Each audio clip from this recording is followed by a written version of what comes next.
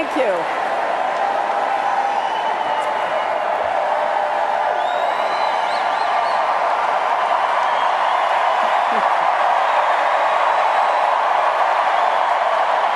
Thank you all very, very much. Thank you for that amazing welcome. Thank you all for the great convention that we've had. And Chelsea, thank you. I am so proud to be your mother and so proud of the woman you've become. Thank you for bringing Mark into our family and Charlotte and Aiden into the world. And Bill, that conversation we started in the law library 45 years ago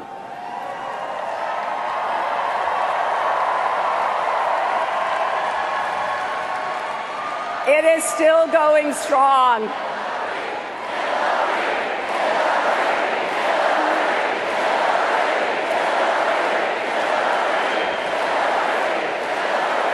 You know, that conversation has lasted through good times that filled us with joy and hard times that tested us. And I've even gotten a few words in along the way. On Tuesday night, I was so happy to see that my explainer-in-chief is still on the job. I'm also grateful to the rest of my family and to the friends of a lifetime. For all of you whose hard work brought us here tonight, and to those of you who joined this campaign this week, thank you. What a remarkable week it's been.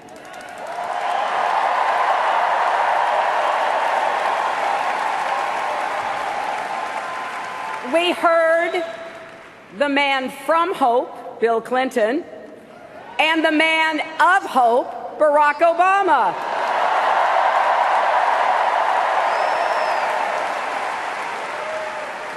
America is stronger because of President Obama's leadership, and I'm better because of his friendship.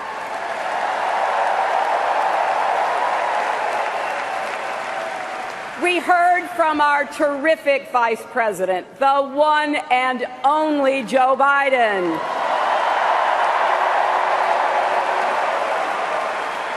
He spoke from his big heart about our party's commitment to working people, as only he can do. And First Lady Michelle Obama reminded us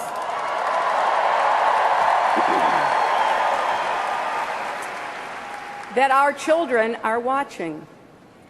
And the president we elect is going to be their president, too. And for those of you out there who are just getting to know Tim Kaine,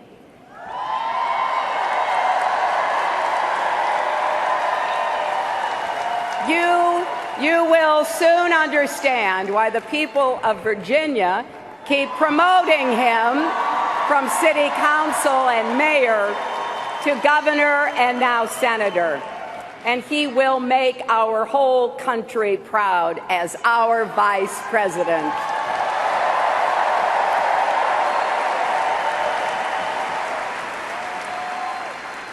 And I want to thank Bernie Sanders.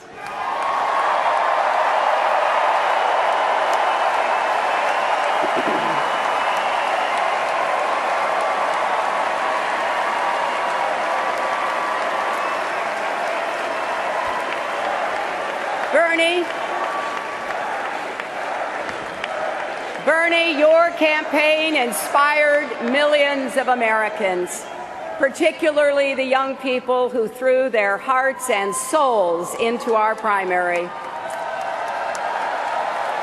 You've put economic and social justice issues front and center where they belong. And to all of your supporters here and around the country, I want you to know, I've heard you. Your cause is our cause.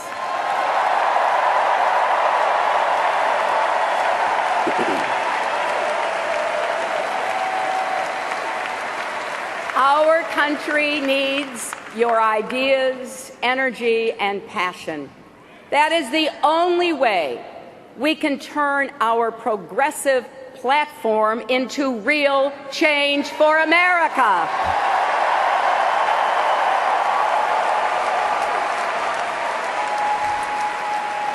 We wrote it together. Now let's go out and make it happen together.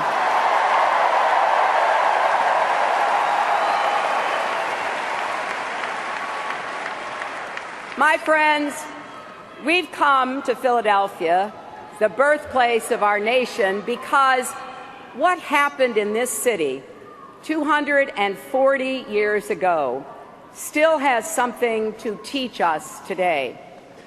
We all know the story, but we usually focus on how it turned out, and not enough on how close that story came to never being written at all.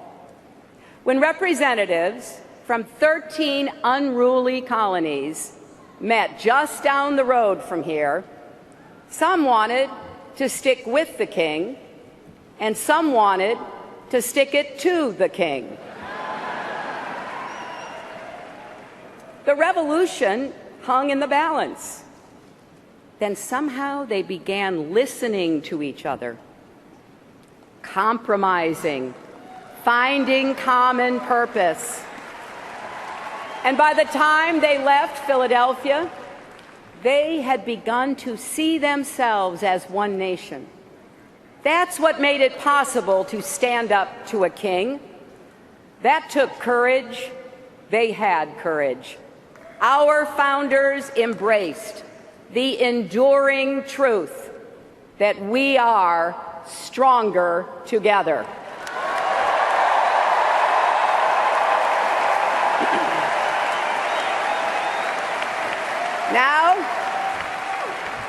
Now America is once again at a moment of reckoning. Powerful forces are threatening to pull us apart. Bonds of trust and respect are fraying. And just as with our founders, there are no guarantees. It truly is up to us. We have to decide whether we will all work together so we can all rise together.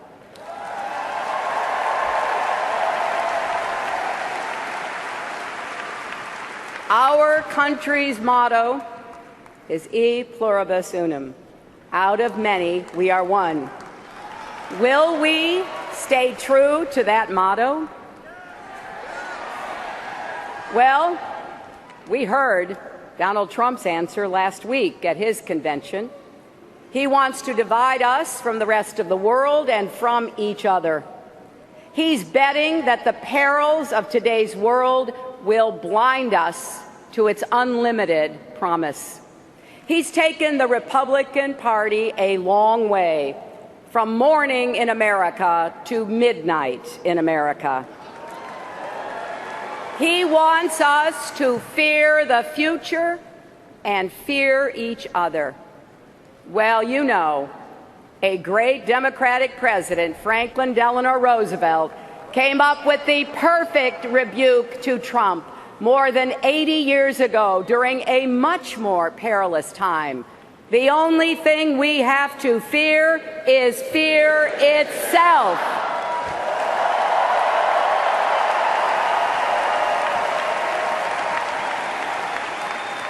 Now, we are clear-eyed about what our country is up against, but we are not afraid. We will rise to the challenge, just as we always have. We will not build a wall. Instead, we will build an economy where everyone who wants a good job can get one.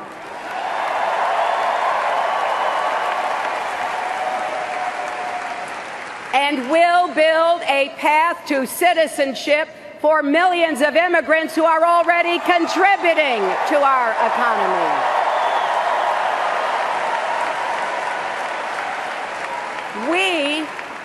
We will not ban a religion.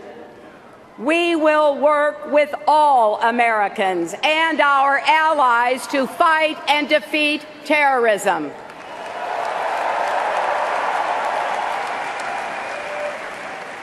Yet we know there is a lot to do.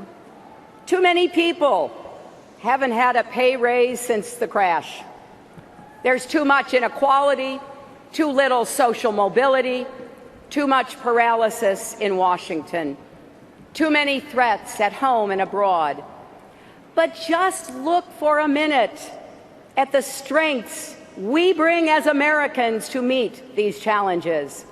We have the most dynamic and diverse people in the world. We have the most tolerant and generous young people we've ever had.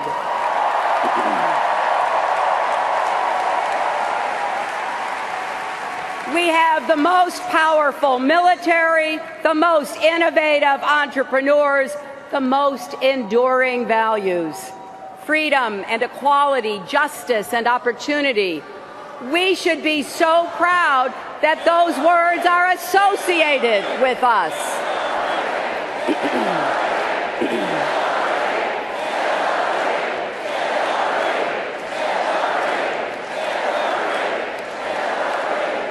I have to tell you, as your Secretary of State, I went to 112 countries.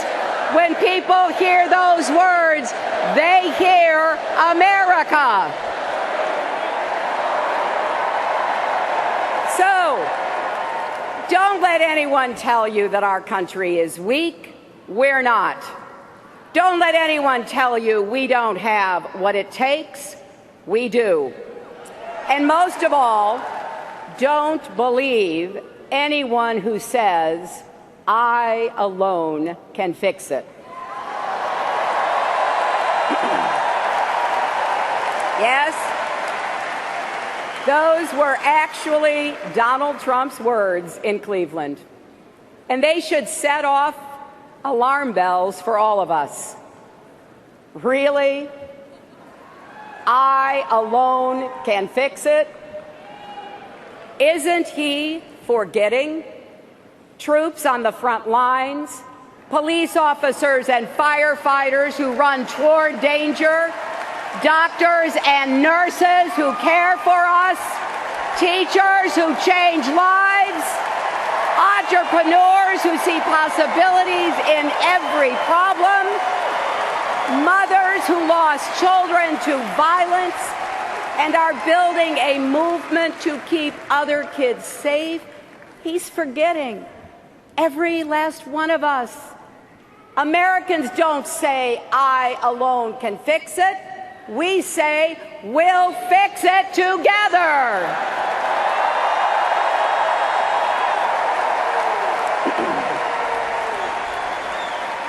And remember, our founders fought a revolution and wrote a constitution so America would never be a nation where one person had all the power.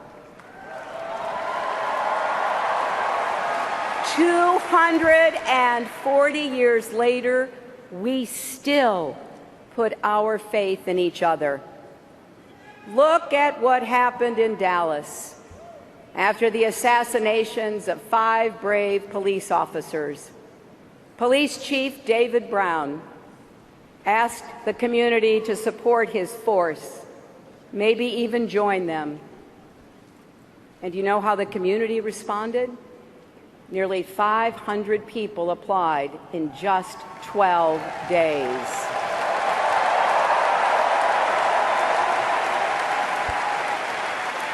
That's how Americans answer when the call for help goes out. 20 years ago, I wrote a book called It Takes a Village.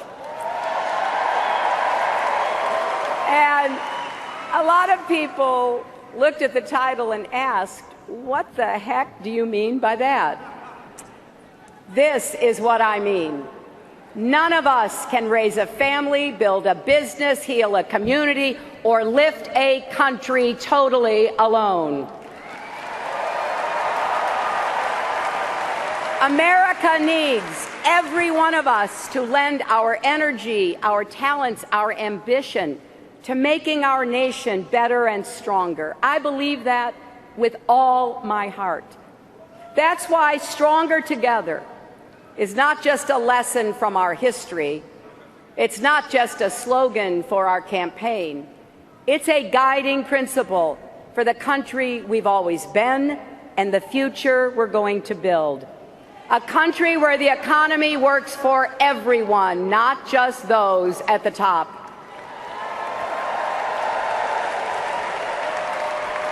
Where you can get a good job and send your kids to a good school, no matter what zip code you live in. A country where all our children can dream and those dreams are within reach. Where families are strong, communities are safe, and yes, where love trumps hate.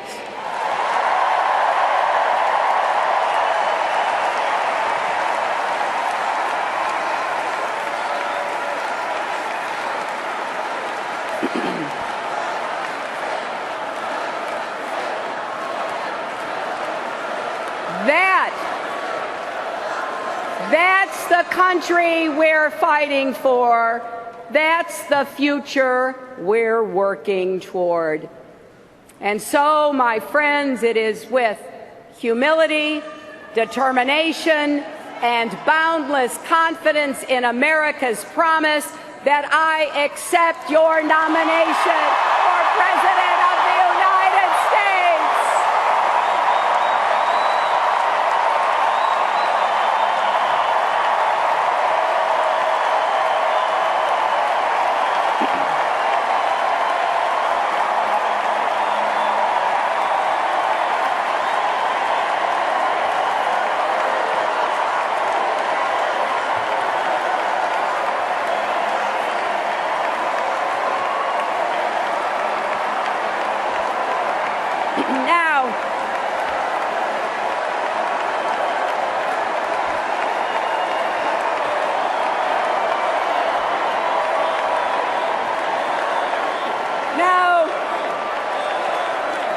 Now, sometimes the people at this podium are new to the national stage. As you know, I'm not one of those people. I've been your First Lady, served 8 years as a senator from the great state of New York.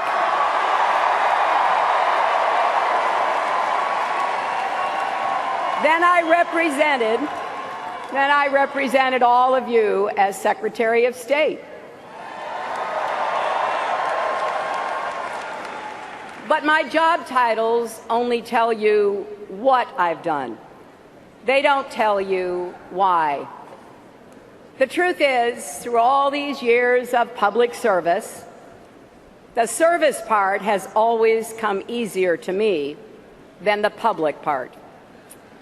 I get it that some people just don't know what to make of me.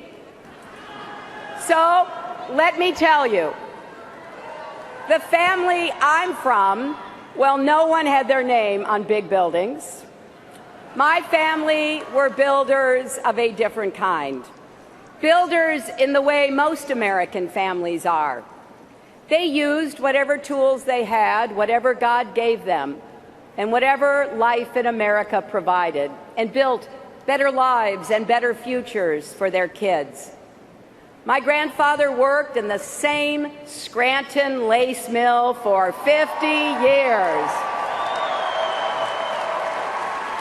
because he believed that if he gave everything he had, his children would have a better life than he did. And he was right.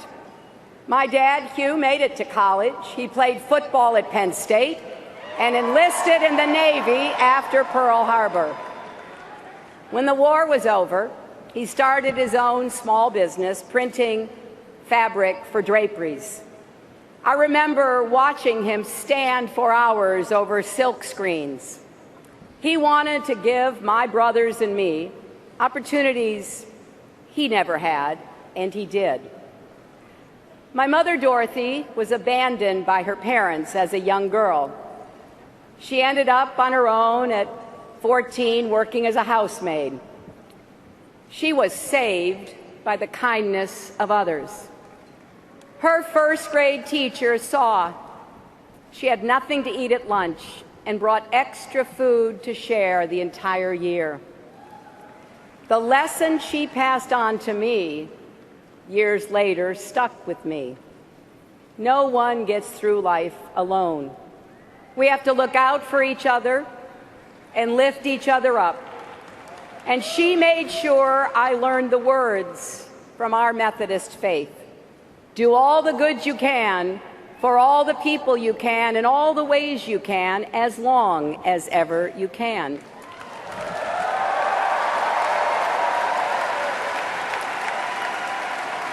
So I went to work for the Children's Defense Fund, going door to door in New Bedford, Massachusetts, on behalf of children with disabilities who were denied the chance to go to school. I remember meeting a young girl in a wheelchair on the small back porch of her house. She told me how badly she wanted to go to school. It just didn't seem possible in those days. And I couldn't stop thinking of my mother and what she'd gone through as a child. It became clear to me that simply caring is not enough. To drive real progress, you have to change both hearts and laws. You need both understanding and action. So we gathered facts. We built a coalition. And our work helped convince Congress to ensure access to education for all students with disabilities. It's a big idea, isn't it? Every kid with a disability has the right to go to school.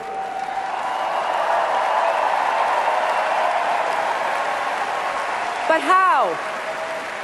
How do you make an idea like that real? You do it step by step. Year by year, sometimes even door by door. My heart just swelled when I saw Anastasia Somoza representing millions of young people on this stage.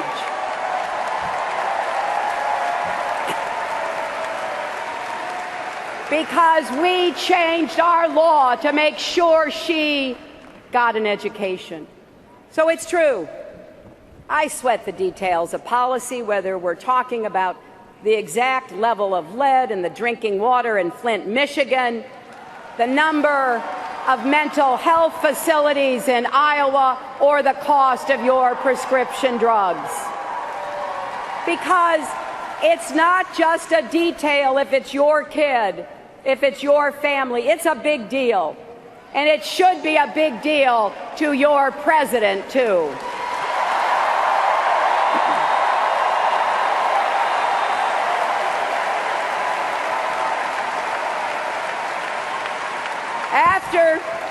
After the 4 days of this convention, you've seen some of the people who've inspired me, people who let me into their lives and became a part of mine, people like Ryan Moore and Lauren Manning.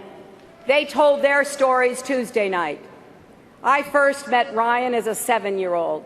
He was wearing a full-body brace that must have weighed 40 pounds because I leaned over to lift him up. Children like Ryan kept me going when our plan for universal health care failed and kept me working with leaders of both parties to help create the Children's Health Insurance Program that covers 8 million kids in our country.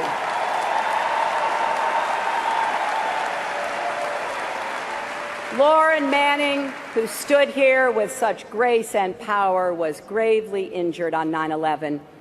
It was the thought of her and Debbie St. John, who you saw in the movie, and John Dolan and Joe Sweeney and all the victims and survivors that kept me working as hard as I could in the Senate on behalf of 9/11 families and our first responders who got sick from their time at Ground Zero.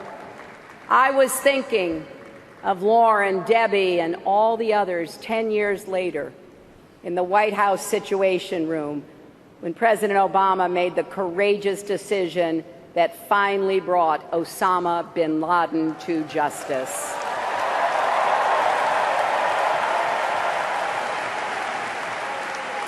And in this campaign, I've met many more people who motivate me to keep fighting for change. And with your help, I will carry all of your voices and stories with me to the White House.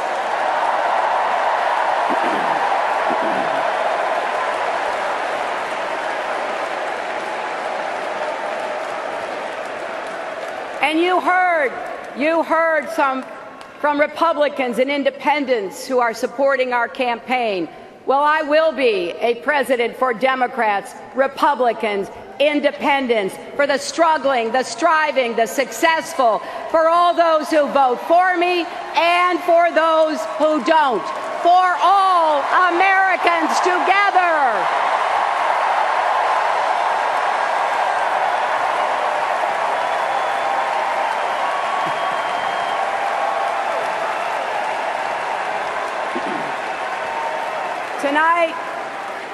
Tonight, we've reached a milestone in our nation's march toward a more perfect union. The first time that a major party has nominated a woman for president.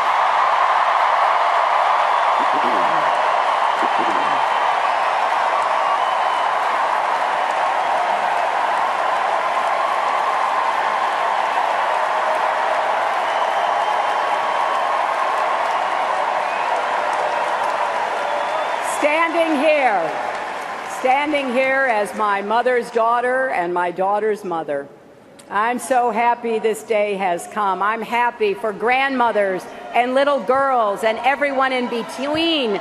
I'm happy for boys and men, because when any barrier falls in America, it clears the way for everyone.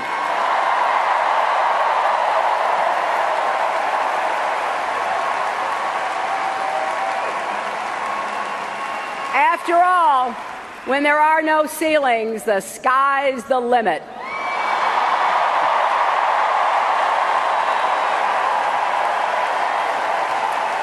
So let's keep going.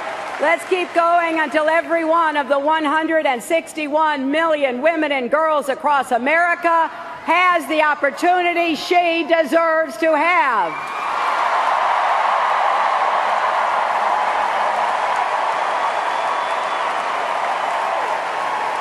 But even more important than the history we make tonight is the history we will write together in the years ahead. Let's begin with what we're going to do to help working people in our country get ahead and stay ahead. Now, I don't think President Obama and Vice President Biden get the credit they deserve for saving us from the worst economic crisis of our lifetimes.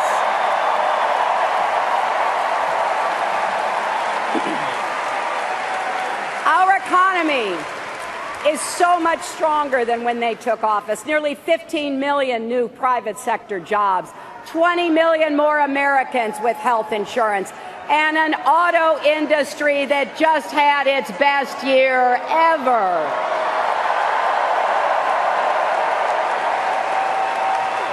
Now, that's real progress. But none of us can be satisfied with the status quo, not by a long shot. We're still facing deep-seated problems that developed long before the recession and have stayed with us through the recovery. I've gone around the country talking to working families, and I've heard from many who feel like the economy sure isn't working for them. Some of you are frustrated, even furious. And you know what? You're right. It's not yet working the way it should. Americans are willing to work and work hard. But right now, an awful lot of people feel there is less and less respect for the work they do. and less respect for them, period. Democrats, we are the party of working people.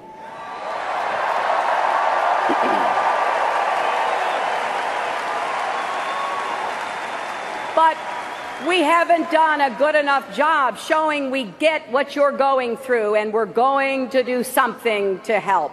So tonight I want to tell you how we will empower Americans to live better lives. My primary mission as president will be to create more opportunity and more good jobs with rising wages right here in the United States. From my first day in office to my last, especially in places that for too long have been left out and left behind, from our inner cities to our small towns, from Indian country to coal country,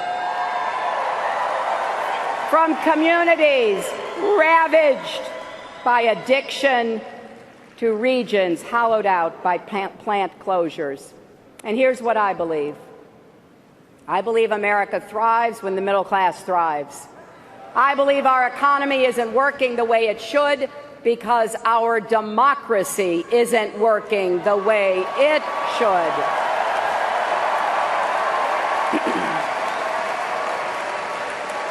That's why we need to appoint Supreme Court justices who will get money out of politics and expand voting rights, not restrict them. And if necessary, we will pass a constitutional amendment to overturn Citizens United.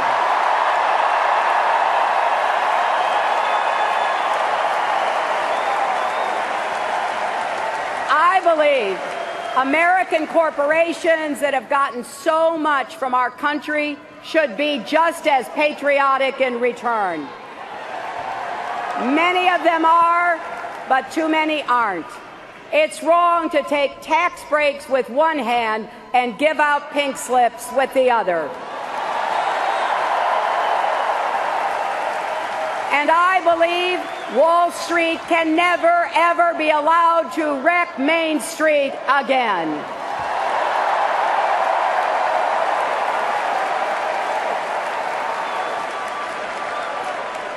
And I believe in science.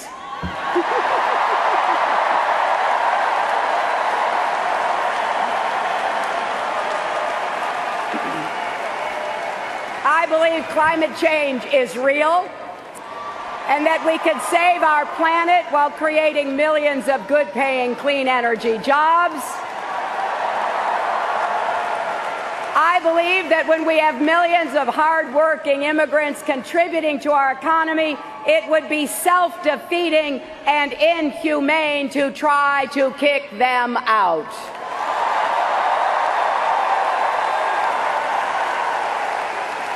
Comprehensive immigration reform will grow our economy and keep families together, and it's the right thing to do.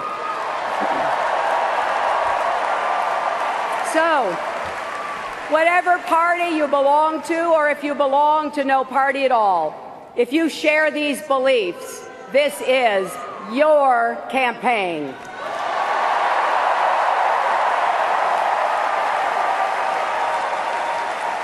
If you believe that companies should share profits, not pad executive bonuses, join us.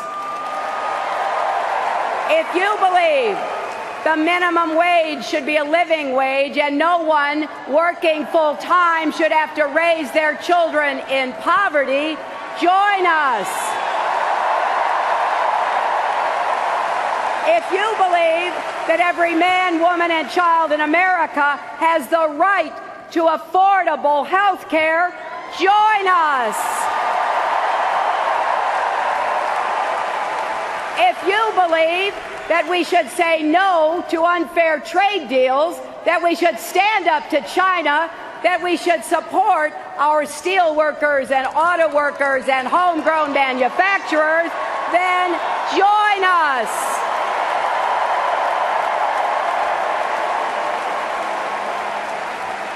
if you believe we should expand Social Security and protect a woman's right to make her own health care decisions, then join us.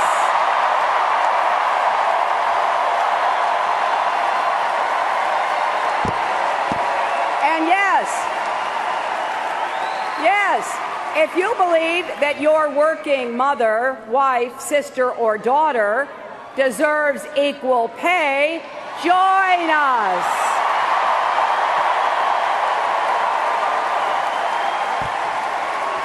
That's how we're going to make sure this economy works for everyone, not just those at the top. Now, you didn't hear any of this, did you, from Donald Trump at his convention? He spoke for 70-odd minutes, and I do mean odd.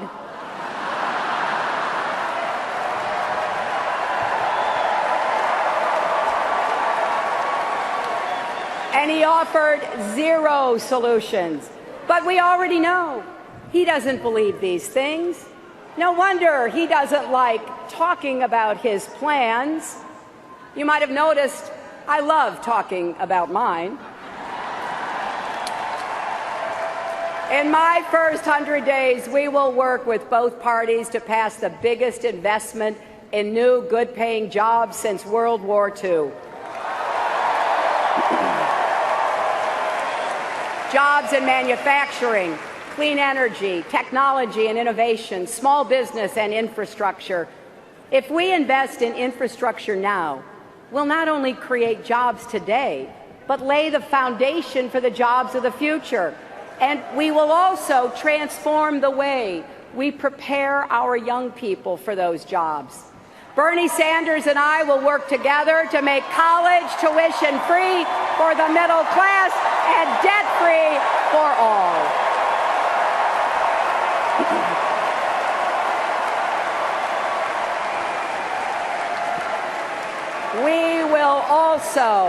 We will also liberate millions of people who already have student debt.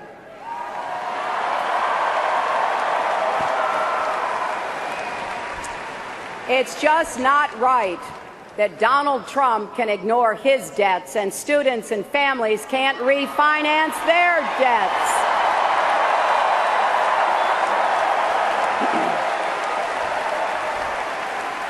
And something we don't say often enough, sure, college is crucial, but a four-year degree should not be the only path to a good job.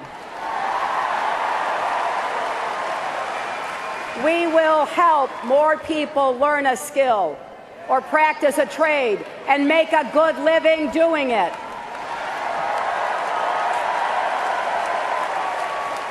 We will give small businesses like my dad's a boost, make it easier to get credit.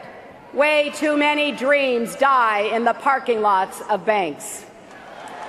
In America, if you can dream it, you should be able to build it.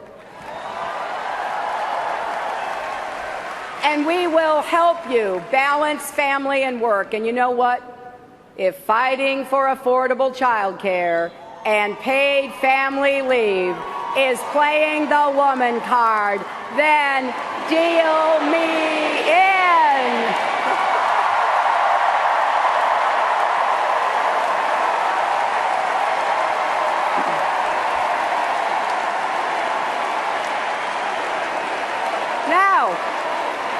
Now here's the other thing.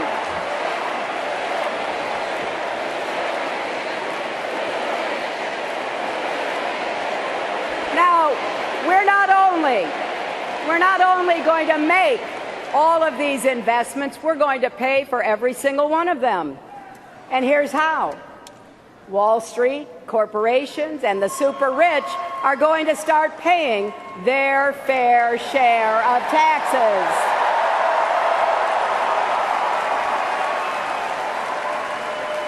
This is not because we resent success, but when more than 90% of the gains have gone to the top 1%, that's where the money is, and we are going to follow the money.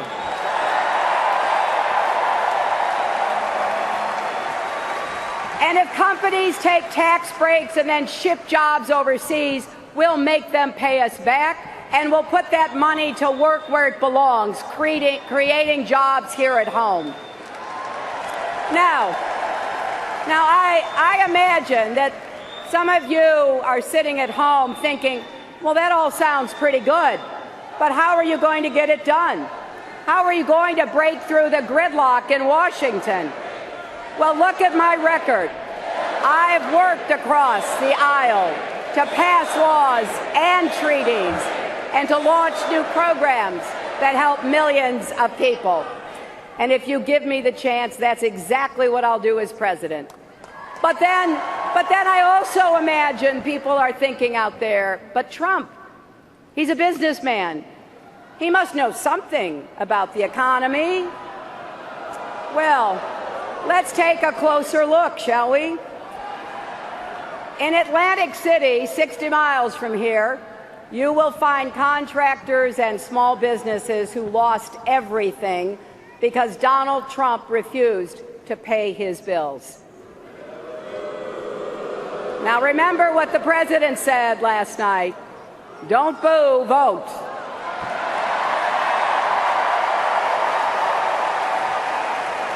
But think of this. People who did the work and needed the money, not because he couldn't pay them, but because he wouldn't pay them. He just stiffed them. And you know that sales pitch he's making to be president? Put your faith in him and you'll win big. That's the same sales pitch he made to all those small businesses. Then Trump walked away and left working people holding the bag. He also talks a big game about putting America first. Well, please explain what part of America first leads him to make Trump ties in China, not Colorado, Trump suits in Mexico, not Michigan, Trump furniture in Turkey, not Ohio, Trump picture frames in India, not Wisconsin. Donald Trump says he wants to make America great again. Well, he could start by actually making things in America again.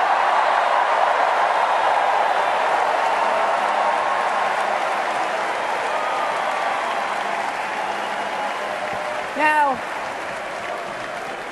the choice we face in this election is just as stark when it comes to our national security.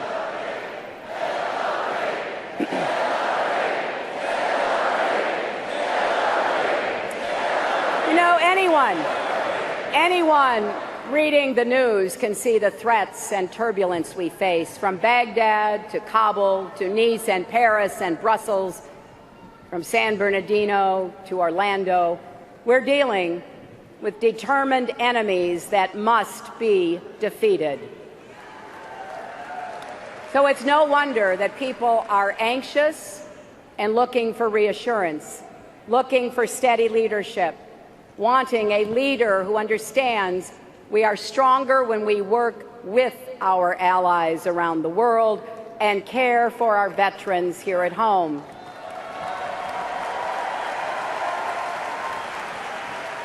Keeping our nation safe and honoring the people who do that work will be my highest priority. I'm proud that we put a lid on Iran's nuclear program without firing a single shot.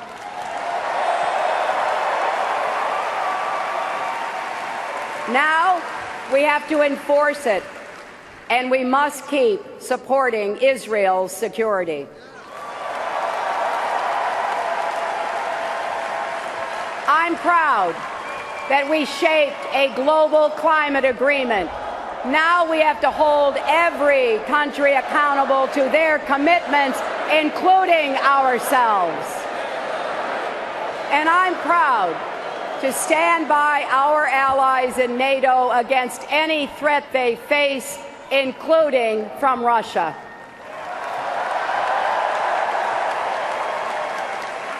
I've laid out my strategy for defeating ISIS. We will strike their sanctuaries from the air and support local forces taking them out on the ground. We will surge our intelligence so we detect and prevent attacks before they happen. We will disrupt their efforts online to reach and radicalize young people in our country. It won't be easy or quick, but make no mistake, we will prevail. Now, Donald Trump says, and this is a quote, "I know more about ISIS than the generals do." No, Donald, you don't.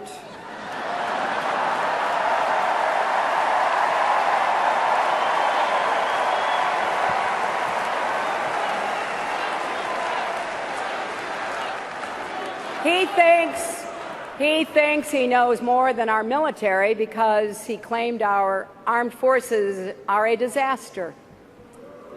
Well, I've had the privilege to work closely with our troops and our veterans for many years, including as a senator on the Armed Services Committee, and I know how wrong he is. Our military is a national treasure. We entrust our commander-in-chief to make the hardest decisions our nation faces, decisions about war and peace, life and death. A president should respect the men and women who risk their lives to serve our country.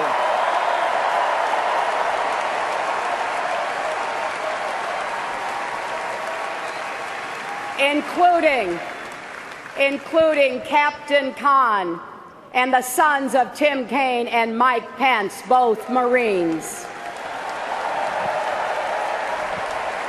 So just ask yourself, do you really think Donald Trump has the temperament to be commander-in-chief?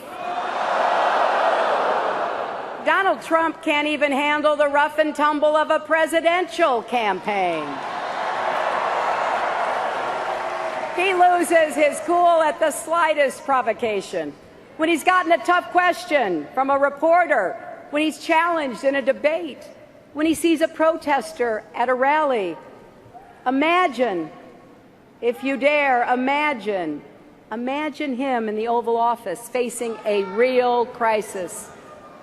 A man you can bait with a tweet is not a man we can trust with nuclear weapons.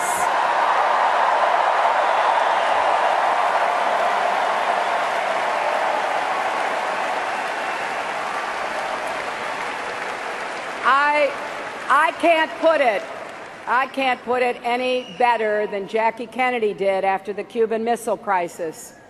She said that what worried President Kennedy during that very dangerous time was that a war might be started, not by big men with self-control and restraint, but by little men, the ones moved by fear and pride.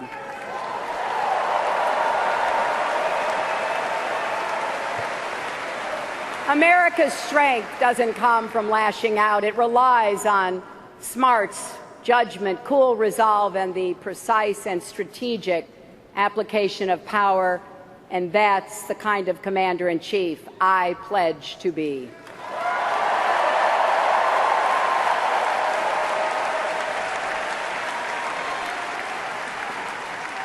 And if we're serious about keeping our country safe, we also can't afford to have a president who's in the pocket of the gun lobby.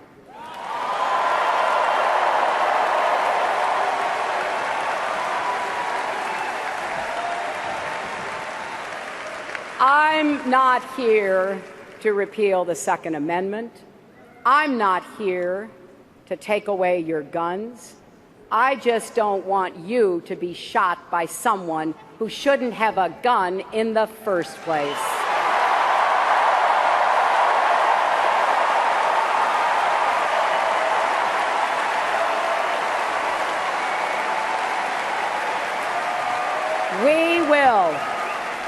We will work tirelessly with responsible gun owners to pass common sense reforms and keep guns out of the hands of criminals, terrorists, and all others who would do us harm. You know, for decades, people have said this issue was too hard to solve and the politics too hot to touch. But I ask you, How can we just stand by and do nothing? You heard, you saw family members of people killed by gun violence on this stage. You heard, you saw family members of police officers killed in the line of duty because they were outgunned by criminals. I refuse to believe we can't find common ground here. We have to heal the divides in our country, not just on guns, but on race, immigration, and more.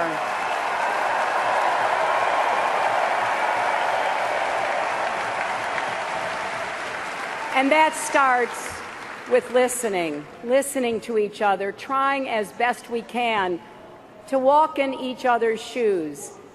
So let's put ourselves in the shoes of young Black and Latino men and women who face the effects of systemic racism and are made to feel like their lives are disposable.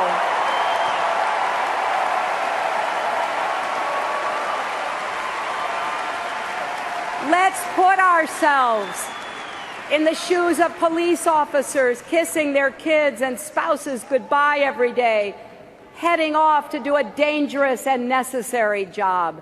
We will reform our criminal justice system from end to end and rebuild trust between law enforcement and the communities they serve.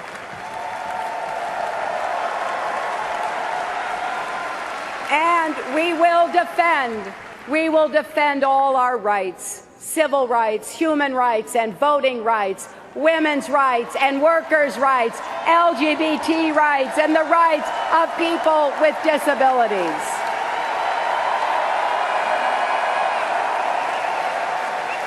And we will stand up against mean and divisive rhetoric wherever it comes from. You know, for the past year, many people made the mistake of laughing off Donald Trump's comments, excusing him as an entertainer just putting on a show. They thought he couldn't possibly mean all the horrible things he says, like when he called women pigs or said that an American judge couldn't be fair because of his Mexican heritage, or when he mocks and mimics a reporter with a disability or insults prisoners of war like John McCain, a hero and a patriot who deserves our respect. Now, at first, I admit, I couldn't believe he meant it either. It was just too hard to fathom that someone who wants to lead our nation could say those things, could be like that. But here's the sad truth. There is no other Donald Trump. This is it. And in the end, it comes down to what Donald Trump doesn't get. America is great because America is good.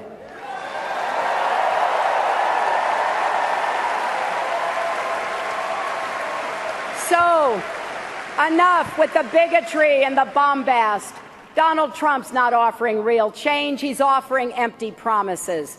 And what are we offering? A bold agenda to improve the lives of people across our country, to keep you safe, to get you good jobs, to give your kids the opportunities they deserve. The choice is clear, my friends. Every generation of Americans has come together to make our country freer, fairer, and stronger. None of us ever have or can do it alone. I know that at a time when so much seems to be pulling us apart, it can be hard to imagine how we'll ever pull together. But I'm here to tell you tonight, progress is possible. I know because I've seen it in the lives of people across America who get knocked down and get right back up. And I know it from my own life. More than a few times, I've had to pick myself up and get back in the game.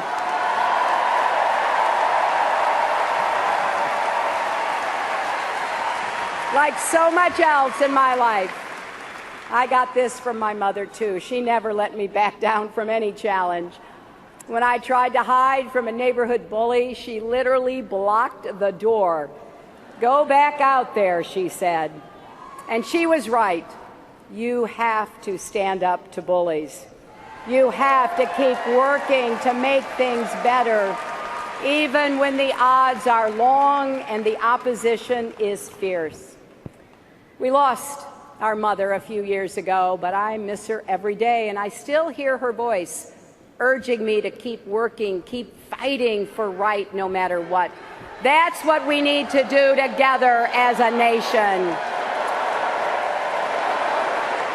And though we may not live to see the glory, as the song from the musical Hamilton goes, let us gladly join the fight. Let our legacy be about planting seeds in a garden you never get to see. That's why we're here, not just in this hall, but on this earth. The founders showed us that, and so have many others since. They were drawn together by love of country and the selfless passion to build something better for all who follow. That is the story of America, and we begin a new chapter tonight. Yes, the world is watching what we do. Yes, America's destiny is ours to choose. So let's be stronger together, my fellow Americans. Let's look to the future with courage and confidence. Let's build a better tomorrow for our beloved children and our beloved country. And when we do, America will be greater than ever. Thank you, and may God bless you and the United States of America.